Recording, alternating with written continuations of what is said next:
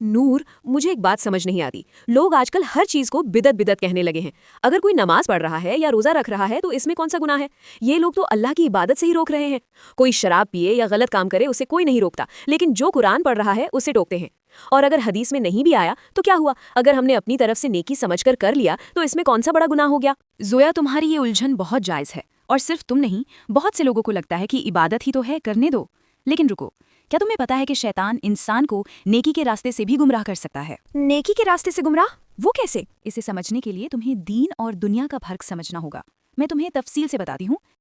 देखो जोया, सबसे पहली और बुनियादी बात यह है कि हमारा दीन मुकम्मल हो चुका है। अल्लाह ने कुरान में फरमाया है, आज मैंने तुम्हारे लिए तुम्हारा दीन मुकम्मल कर दिया है। जब हज़रत मोहम्मद सल्लल्लाहु अलैहि वसल्लम इस दुनिया से पर्दा फरमा गए तो वो हमें नहाने से लेकर खाने तक और सोने से लेकर इबादत तक हर एक चीज़ सिखा कर गए हैं।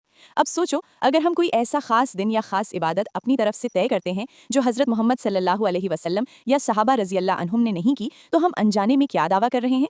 हम ये कह रहे हैं कि नाउजुबिल्ला, हमारे नबी हमें ये बताना भूल गए थे और हमें आज पता चला है।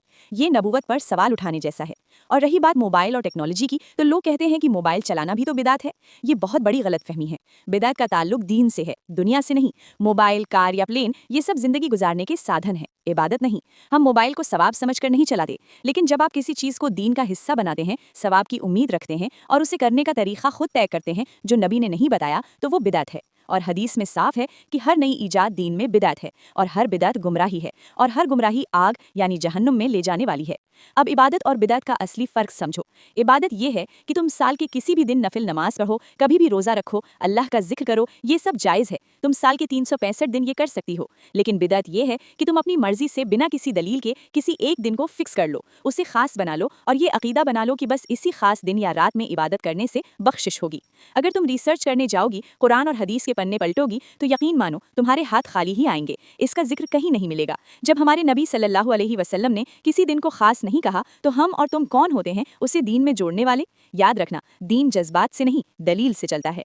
मुझे सच में नहीं पता था। मैं तो बेवकूफ़ों की तरह सोचती थी कि मैं एक्स्ट्रा नेकी कमा रही हूँ, लेकिन ये तो गुमराही निकली। इबादत के नाम पर हम जहन्नम का सामान तैयार कर रहे थे। बिदअत इतना बड़ा गुनाह है, मुझे आज समझ आया। देखो, बात अब फूलों की तरह साफ है। हदीस सामने है, हुक्म साफ है। अब इतना समझाने और दलील देखने के बाद भी अगर किसी को समझ नहीं आता, तो फिर रहने दो। ऐसे लोगों का हम और तुम कुछ नहीं कर सकते। जो हदीस सुनकर भी अपनी मनमानी करे, तो हदीस में उनका ठिकाना भी साफ बता दिया गया है। हर गुमराही आग में है। जो इबादत के नाम पर बिदत कर रहे हैं और सुधरना नहीं चाहते, उन्हें अब अल्लाह ही बचाए। हक आ चुका है। अब मानना या ना मानना आपकी मर्जी है। अल्लाह हम सबको ऐसी जिद और गुमराह अक्ल से पनाह दे। कमेंट्स में सिर्फ आमीन लिखें। अल्लाह हमें हिदायत दे।